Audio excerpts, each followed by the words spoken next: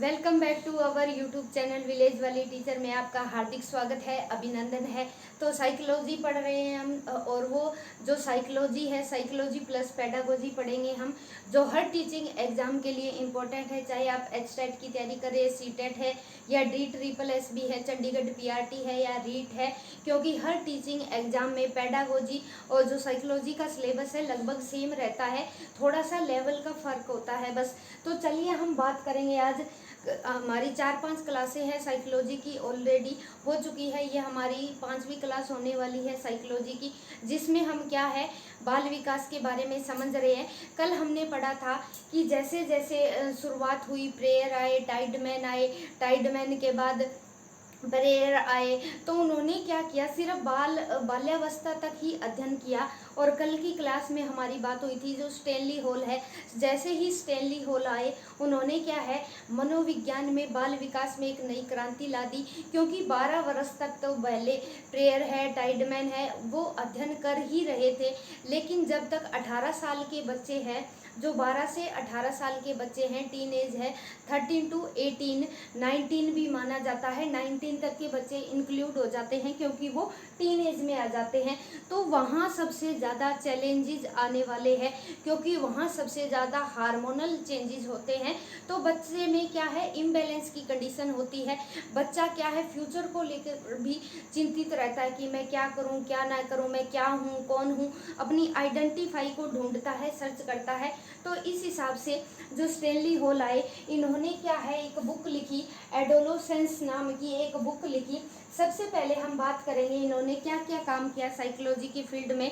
हमने एक बात पढ़ी थी APA, अमेरिकन साइकोलॉजिकल एसोसिएशन, उसकी स्थापना करने वाले पूछा जाएगा APA किसने स्टैब्लिश किया था, किसने स्थापना की थी। तो स्टैनली हॉल ने स्थापना की थी अमेरिकन साइकोलॉजिकल एसोसिएशन, और ये अमेरिकन मनोवैज्ञानिक थे। और अमेरिकन मनोवैज्ञानिक में सबसे पहले PhD करने वाले स्टैनली हॉल थे। उससे पहले व्यवहारवाद में, साइकोलॉजी में PhD वॉटसन ने की थी। वॉटसन अमेरिकी नहीं थे, लेकिन स्टैनली हॉल अमेरिकी दार्शनिक थे, मनोवैज्ञानिक थे, शिक्षाविद थे। और अमेरिका का पहला आदमी जिसने PhD की है मनोविज्ञान में, वो रहने वाले हैं स्टैनली हॉल।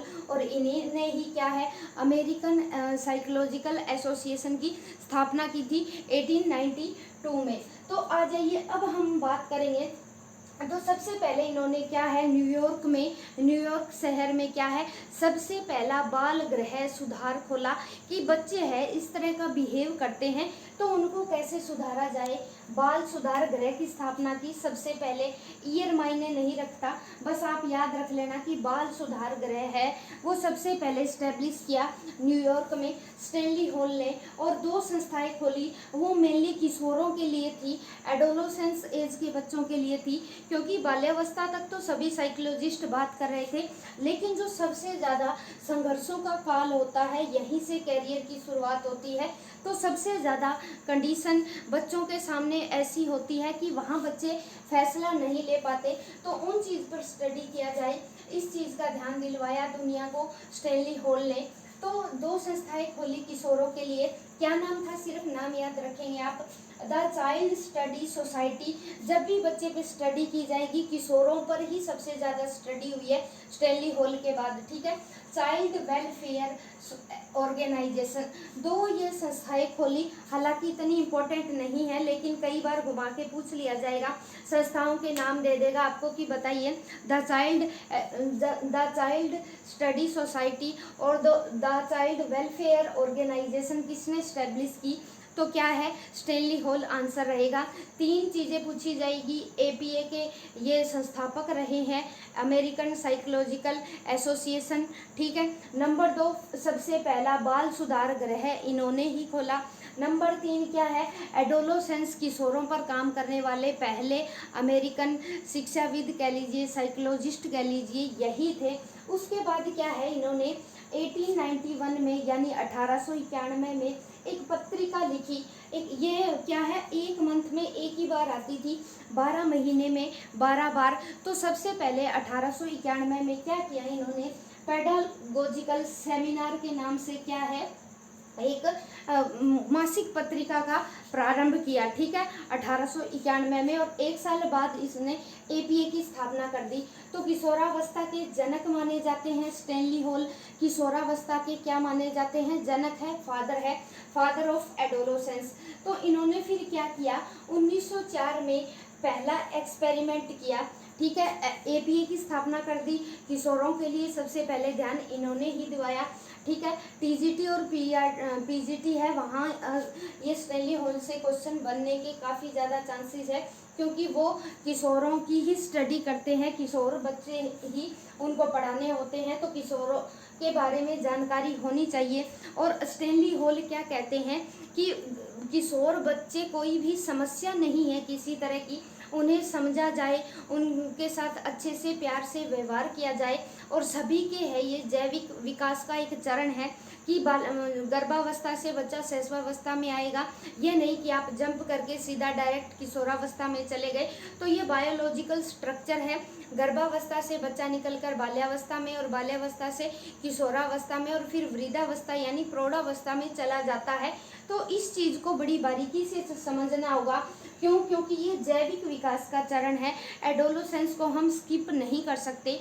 इस चीज़ के मुद्दे पर विचार करने वाले पहले व्यक्ति स्टैनली हॉल रहे, और इन्होंने पहली बुक लिखी किशोरावस्था यानी एडोलोसेंस।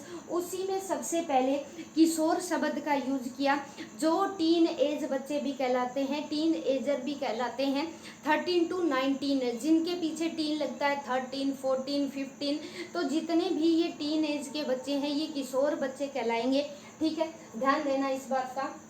तो 1904 में पहला एक्सपेरिमेंट कर दिया, और जो किशोरावस्था बुक लिखी उसी में पहली बार किशोर शब्द का प्रयोग कर दिया। तो ये क्या मानते हैं कि किशोर क्या है, समस्या नहीं है, ये बायोलॉजिकल है, सभी में ये चीज़ आएगी ही आएगी। हम इसको एक समस्या न माने, बल्कि इस पर भी स्टडी करें कि इस तरह के बच्चे को हम कैसे एजुकेशन प्रोवाइड कर सकते हैं, इस बात का ध्यान दिलाया स्टैनली हॉल ने। और एक अपने हरियाणा में काफ़ी अच्छी कहावत भी है, फेमस कहावत है कि ये जो गधी के बच्चे के जो 2.5 दिन है वो सब में ही आते हैं।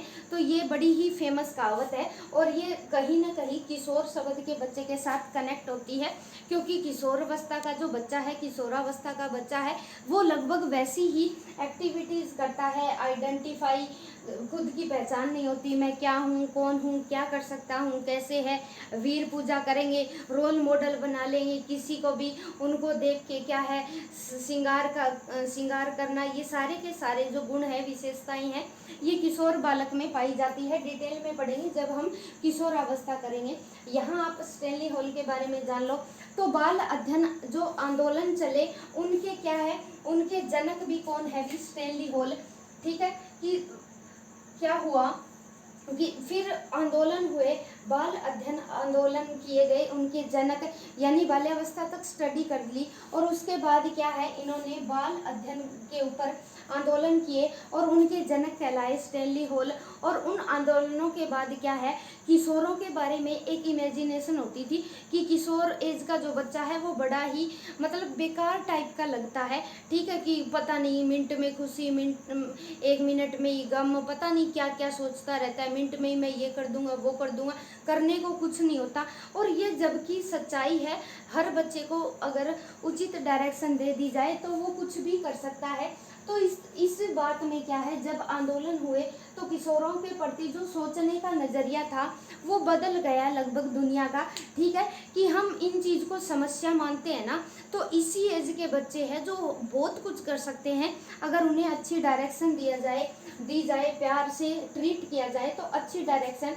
तो यहाँ से जो आंदोलन हुए, किशोरों के प्रति नज़रिया बदला और बदलने का प्रयास किया स्टैनली हॉल ने कि हम जिस चीज़ को समस्या समझ रहे हैं वो एक्चुअल में कोई समस्या नहीं है, ये बायोलॉजिकल प्रोसेस है जो सब में ही आनी है, हम में भी आई है, और जितनी भी जनरेशन आएगी ह्यूमन बीइंग की सभी में आएगी। एक चीज़ को जंप करके हम दूसरे पे नहीं जा सकते, ठीक है। तो ये बात कही, और यहाँ से क्या है, किशोरों के प्रति जो लोगों का नज़रिया था, जो समस्या समझते थे, वो उनकी तरफ ध्यान गया कि नहीं, सच में ही समस्या नहीं है, हमें ज़रूरत है किशोरों को समझने की, उनके भावों को समझने की, उनके इमोशंस को समझने की।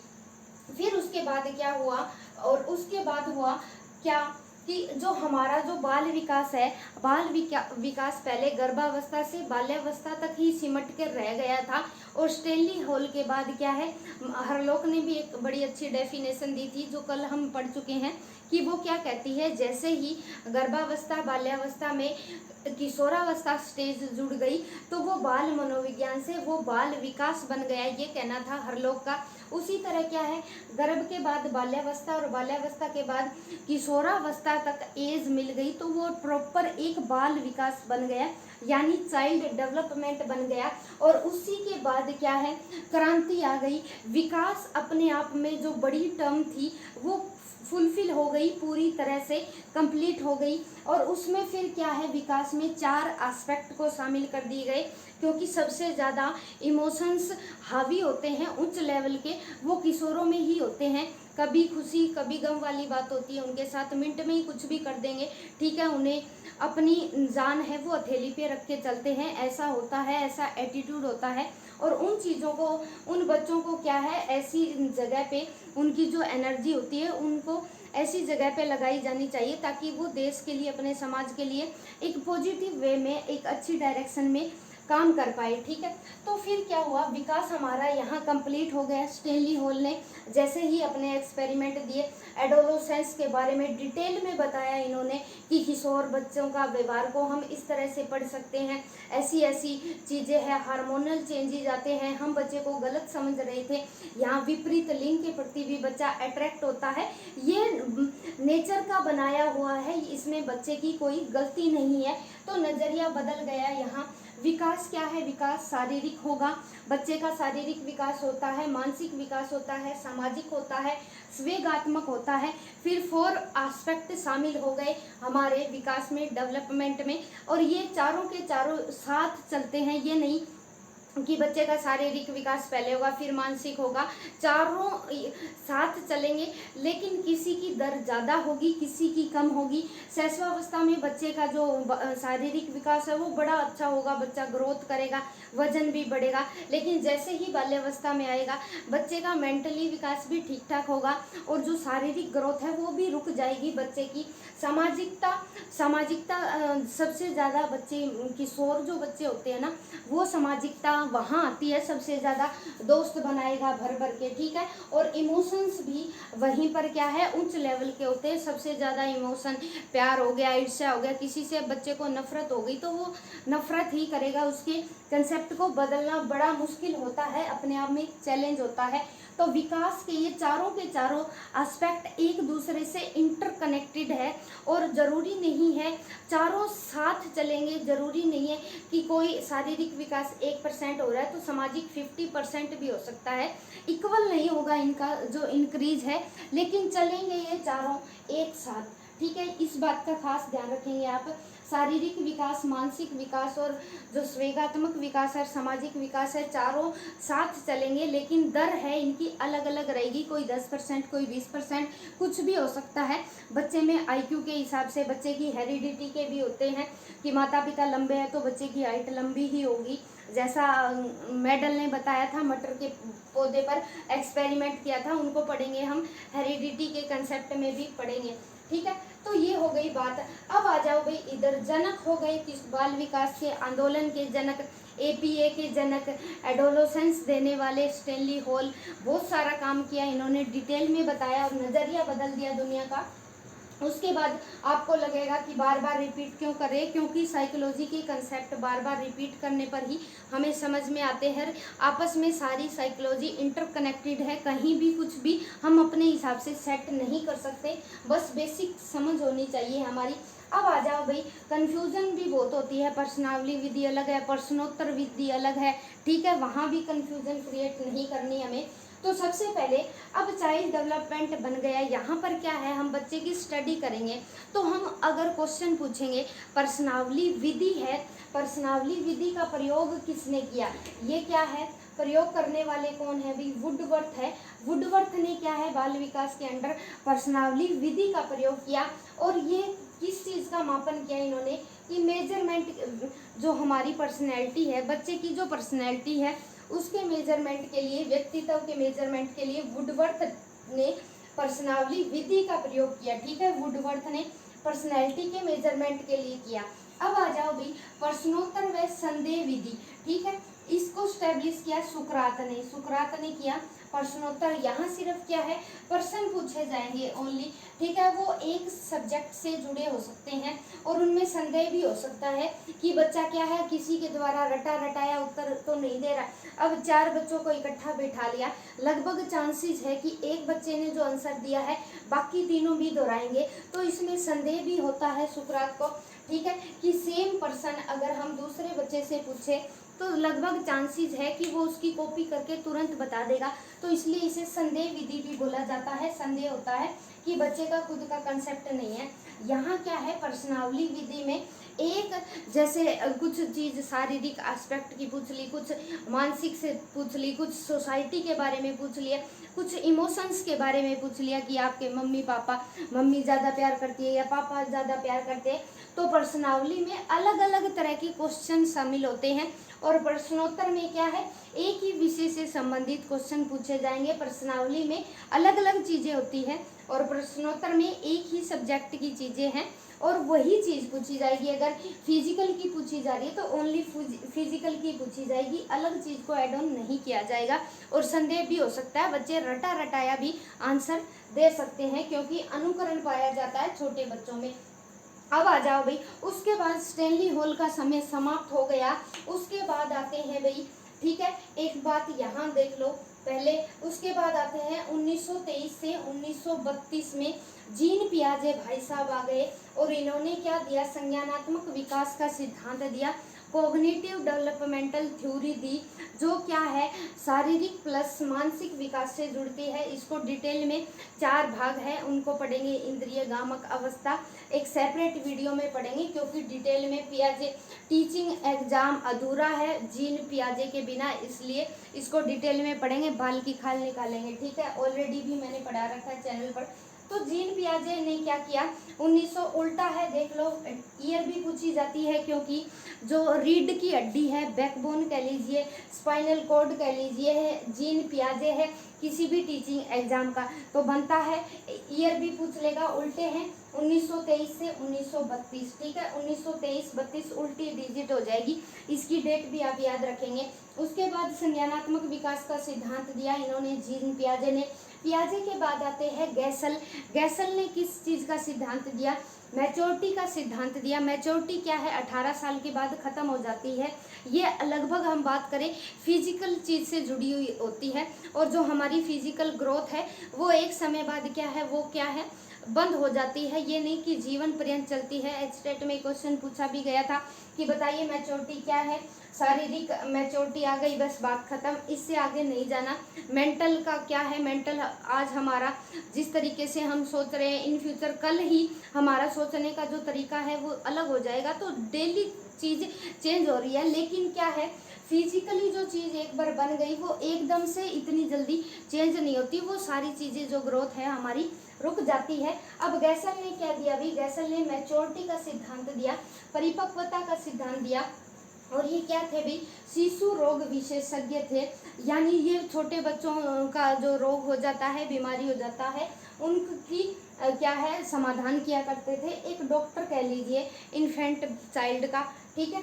तो इन्होंने क्या है 1928 में एक बुक लिखी, इन्फेंसी एंड ह्यूमन ग्रोथ, यानी शैशवावस्था से बच्चा, एक ह्यूमन बिल्कुल छोटा सा बच्चा होता है जब वो जन्म लेता है, जब वो प्लेसेंटा एज में होता है, उनको भी बताऊंगी, जब बच्चा आधे घंटे तक अपनी मम्मी की आहार नाल के साथ वो उसकी नाल के साथ अटैच रहता है, तो उस आधे घंटे तक जब तक वो अटैच है उसे बच्चे को प्लेसेंटा बोला जाता है। और इन्फेंसी जो शब्द है ये इनाफेजिया से बना है, उसको बताऊंगी मैं, लिखवाऊंगी कि आपको नोट्स बनवाऊंगी, एक बार यहाँ समझ लो, ठीक है। तो इन्फेंसिया से बना है जिसका मतलब है बोलने में असमर्थ, यानी वो शैशव है, बच्चा अभी अभी जन्मा है और जब तक उसे बोलना नहीं आता वो इन्फेंट ही रहेगा, यानी बोलने में अभी तक असमर्थ है, सिर्फ उसे 2-3 इमोशन ही करने आ रहे हैं, रोना आ रहा है, किसी चीज़ को देखकर बच्चा डर जाता है, भयभीत हो जाता है, वो पढ़ेंगे आगे हम।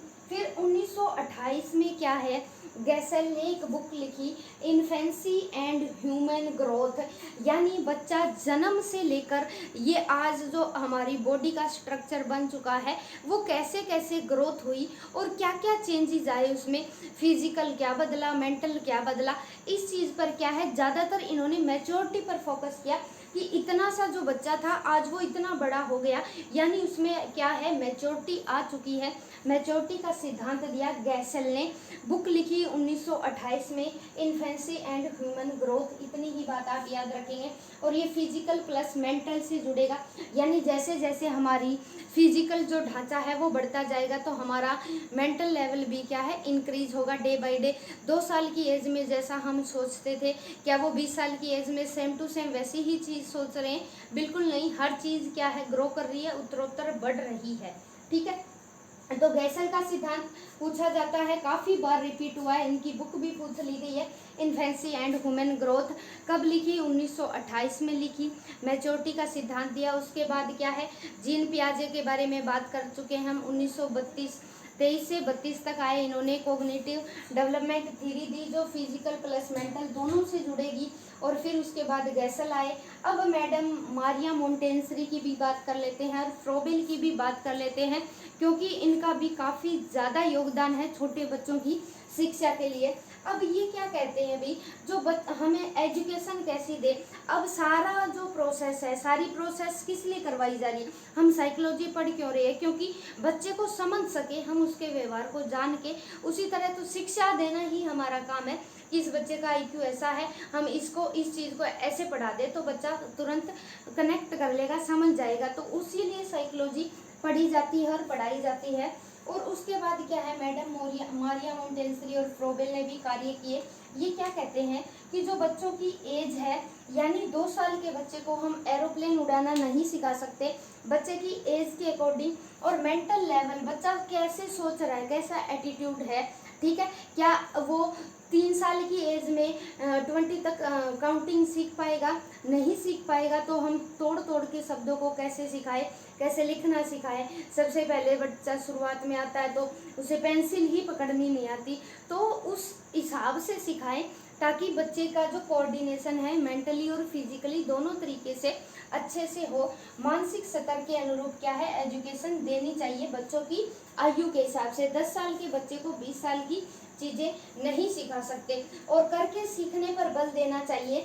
क्या कहते हैं मैडम मारिया मोंटेसरी और फ्रोबेल कि जितना उसके बच्चे को खुद करके देखना चाहिए, लर्निंग बाय डूइंग सिखाओ कि बच्चा ज़्यादा से ज़्यादा एक्टिविटी में खुद इन्वॉल्व हो, तभी वो बेहतर सीख पाएगा। और फिर क्या है, जो कक्ष का वातावरण है, इन्होंने अठोरे बालकों पर काम किया, जो जिद्दी बालक होते हैं, जो कहते हैं हम तो नहीं पढ़ेंगे चाहे आप कितनी ही अच्छी टीचिंग विधियां अपना ले। तो उनके लिए क्या है, उनके लिए कक्षा का एनवायरनमेंट ऐसा डेवलप कर दो कि वो क्लास बंक करने की बजाय वो वॉशरूम करने भी ना जाए। तो हम वो एज ए टीचर क्या है, एक टीचर के की रिस्पॉन्सिबिलिटी होती है कि वो अपने टॉपिक को किस तरह से कन्वे कर रहा है, क्या बच्चे आपकी क्लास में रुक पा रहे हैं या इधर उधर झांक रहे हैं। और खासकर अठोरे बालक जो पढ़ने में बिल्कुल भी इंटरेस्टेड नहीं है, बैक बेंचर कह लीजिए, जिनका ध्यान नहीं लगता पढ़ाई में, कोई भी इशू हो सकता है, तो डांट के रखना क्लासरूम में उन बच्चों को, अठोरे बालक को, जो पढ़ने में बिल्कुल भी इंटरेस्ट नहीं लेते। तो इस पर काम किया फ्रोबेल और मारिया मोंटेसरी ने कि जो क्लासरूम है उसका एनवायरनमेंट हमें ऐसे इंक्रीज करना होगा ताकि हम हर लेवल के बच्चे को, एक क्लास में हर बहुत सारी प्रतिभाएं बैठी होती है, ठीक है, इंटेलिजेंट है, जिनका IQ अच्छा है वो तो कर लेगा, लेकिन जो नहीं कर पाते किसी कारण, जिनका IQ कम है या कोई और प्रॉब्लम है, तो उनको एजुकेशन देना, उनको कक्ष में डांट के, ठीक है, डट कर बिठाना, उनको एजुकेशन देना, ये काम किया फ्रोबेल ने और मैडम मारिया मोंटेसरी ने कि हमें ऐसी शिक्षण विधियों का यूज करना होगा कि वो बच्चे भी क्या है हमारी मुख्य धारा से जुड़ पाए, ठीक है, मेन स्ट्रीम से हम जोड़ पाएँ, कम से कम उन्हें पढ़ना लिखना आ जाए ताकि आगे जाकर वो ज़िंदगी में सरवाइव कर सके, इस काबिल तो हम बना दें एज ए टीचर। लेकिन क्या है, टीचर बहुत कुछ कर सकता है अगर वो बच्चे को बेसिक से ही, बेस से ही वो उसको ऐसा एनवायरनमेंट दे दे हर चीज़ में। और ज़्यादातर जो सब्जेक्ट की भूमिका रहती है, एक बच्चे को मैथ अच्छा लगता है, एक को नहीं लगता, तो वो सब्जेक्ट अच्छा लगना या बुरा लगना सब्जेक्ट की क्वालिटी नहीं है। वो जैसा टीचर होगा, टीचर जिस तरीके से बच्चे को कन्वे कर रहा है, अच्छा पढ़ा रहा है, तो टीचर के इमेज, जो टीचर की इमेज होती है बच्चे के दिमाग में, तो बच्चा उसी तरह से वो चीज़ों को पढ़ता है। हिंदी की मैडम अच्छी है तो हिंदी को, सब्जेक्ट को वो अच्छा मानेगा, मैथ को वो गलत मानेगा अगर मैथ का टीचर अच्छा नहीं है। तो वो टीचर पर डिपेंड होता है कि वो किन शिक्षण विधियों का यूज़ करे ताकि बच्चा अच्छे से कंसेप्ट क्लियर हो जाए और उस चीज़ में इंटरेस्ट भी आने लगे। तो यहाँ पेडागोजी भी जुड़ गई साथ में, जैसे ही मैडम मारिया मोंटेसरी और फ्रोबेल आए। अब आ जाओ भाई, अब 4 आधार तय हो चुके हैं साइकोलॉजी के, यानी शारीरिक, मानसिक, संवेगात्मक और क्या है वो सामाजिक हो गया, संवेगात्मक हो गया, मानसिक, चारों के चारों एस्पेक्ट जुड़ चुके हैं। मनोविज्ञान अपने असली रूप में यहाँ आ चुका है। 1930 के बाद क्या है, चारों पक्षों का अध्ययन होने लगे कि एजुकेशन बच्चे को दो तो ऐसी दो कि बच्चे के चारों एस्पेक्ट क्या है, फुली स्ट्रॉन्ग हो जाए। बच्चा शारीरिक विकास में तो जैसा भी हेरिडिटी है उसमें आएगा, एनवायरनमेंट भी क्रिएट कर सकते हैं, बच्चे को अच्छा भोजन दो, कुपोषण का शिकार ना हो। तो चारों तरह के डेवलपमेंट का क्या है, हमें विकास करना है क्लासरूम के माध्यम से ज़्यादातर। ये फिर एजुकेशन को ही मुद्दा क्यों बना दिया गया, एक मिनट ये लाइन क्लियर कर ले हम। फिर 1930 में 4 पक्षों का क्या है अध्ययन किया जाएगा। और फिर 1930 में भारत में भी क्या है, भारत में भी, अब ये तो है नहीं कि ओनली अमेरिका के ही बच्चे पढ़ेंगे साइकोलॉजी, तो इंडिया के बच्चे को भी तो शिक्षा देनी है, उसको किस हिसाब से देंगे। तो 1930 में क्या है, 1930 में भारत में बाल सुधार एवं बाल विकास का अध्ययन शुरू हो गया और अभी भी वर्तमान में जारी है, क्योंकि 1930 में क्रांति आ गई ऐसी स्टैनली हॉल के बाद, ठीक है। और उन्होंने क्या किया, वो सारा जो साइकोलॉजी है उसकी दिशा ही पलट दी, चारों के चारों एस्पेक्ट इंक्लूड हो गए। और अमेरिका की तर्ज पर 1930 में ये चीज़ें भारत में आ गई कि जो किशोर बालक हैं उनको सुधारा जा सकता है, नज़रिया बदला, ना कि उन्हें डांट पीट कर उनको क्या है दुनिया से नकार दे, नहीं आपको ये नहीं आता वो नहीं आता, उनको भी समझो और उनको भी मुख्य स्ट्रीम से जोड़ सकते हैं। और वो ऐसे बच्चे हैं, उनमें इतना एनर्जी लेवल है कि वो कुछ भी कर सकते हैं दुनिया के लिए, ठीक है। तो अब आ जाओ, फिर NN सेन गुप्ता आए, ये कोलकाता विश्वविद्यालय के प्रोफेसर थे। इन्होंने 1916 में, ठीक है, 1916 में कोलकाता में पहली प्रयोगशाला खोली हुई। हालांकि अमेरिका में 1879 लिपजिंग शहर में विलियम वुंट खोल चुके थे, इनके बारे में हम बात कर चुके हैं। 1879 लिपजिंग शहर, विलियम वुंट, जिनको क्या है प्रयोगात्मक साइकोलॉजी के जनक माना जाता है, father of experimental psychology. Leipzig शहर याद होगा या भूल गए, पहली ही क्लास में करवाया था ये। तो इंडिया की बात करें, इंडिया के बच्चों को समझने के लिए NN सेन गुप्ता इनका नाम है और ये कलकत्ता विद्यालय के क्या है प्रोफेसर रहे। और इन्होंने 1916 में क्या है पहली मनोवैज्ञानिक प्रयोगशाला खोली। 1916 में, याद रखना, 1916 में पहली मनोवैज्ञानिक प्रयोगशाला खोली, कोलकाता में खोली। हालांकि अमेरिका में 1879 में खुल चुकी थी, लिपजिंग शहर में विलियम वुंट ने खोली थी, ठीक है, याद होगा आपको ये चीज़। तो फिर क्या हुआ, 1930 में 4 पक्ष ऐड हो गए और उसके बाद क्या है बाल विकास पर और जगह जगह एक क्रांति सी आ गई, हाँ, कि किशोरों को समझने का प्रयास करो, ना कि उनको डांट पीट के क्या है एजुकेशन से नकार दो, नहीं कि ऐसे बच्चों को तो हम पढ़ा ही नहीं सकते, ये तो क्या है तूफान खड़ा करते हैं, संघर्ष करवाते हैं, ऐसा नहीं होता। फिर दुनिया की क्या है नज़रें हैं वो बदल गई, नज़रिया बदल गया उस चीज़ के बारे में। फिर क्या है एक क्रांति आ गई, ठीक है, उसके बाद सारी चीज़ें क्या है किशोरों के पक्ष में होने लगी, उनको समझा जाने लगा कि नहीं ये अपनी मर्जी से कुछ भी नहीं कर सकते, ये एक जैविक स्ट्रक्चर है जो सभी में आएंगे ही आएंगे। तो आई होप क्या है आई होप, मैं उम्मीद करती हूँ कि आपको जो है क्लासरूम में ही ये चीज़ें समझ में आई होगी। और कमेंट बॉक्स में एक कमेंट तो प्यारा सा लिख दिया करो कि आपको वीडियो कैसी लगती है। मैं आपके लिए इतनी मेहनत करती हूँ, एक कमेंट लिखने में आपका कुछ नहीं जाता, और वीडियो बनाने में कम से कम बैकग्राउंड मेहनत बहुत ज़्यादा लगती है। और चैनल पर नए आए हैं तो ज़रूर सब्सक्राइब कर लीजिएगा। विलेज वाली टीचर साइकोलॉजी की बाल की खाल निकालेंगे जब तक एस्टेट, ठीक है। अभी तक फॉर्म क्या है, फॉर्म की डेट आई नहीं है कि कब भरे जाएंगे, और उम्मीद है कि 1-2 दिन में हमें देखने को मिले, और जैसे ही पता चलेगा आपको अपडेट भी कर दिया जाएगा। आप मान के चलो कि 2 और 3 जो दिसंबर है उसी को एग्ज़ाम है आपका, उसी के हिसाब से हमें तैयारी करनी है। थोड़ा सा साइकोलॉजी का सिलेबस लेंथी रहता है, लेकिन कोशिश करेंगे समय पर कंप्लीट कर लें और 1-2 बार रिवीजन भी हो जाए। और साथ ही साथ आप जो नोट्स बना रहे हैं हैंड रिटन, सोने से पहले उनको भी रिवाइज करके ज़रूर सोएं, ठीक है, क्योंकि मैं अपने एक्सपीरियंस के बेस पर आपको राय दे रही हूँ। तो bye bye, have a nice day. मिलते हैं इसी तरह साइकोलॉजी की क्लासेस के साथ हर रोज़ 8 बजे। तो देखना न भूले साइकोलॉजी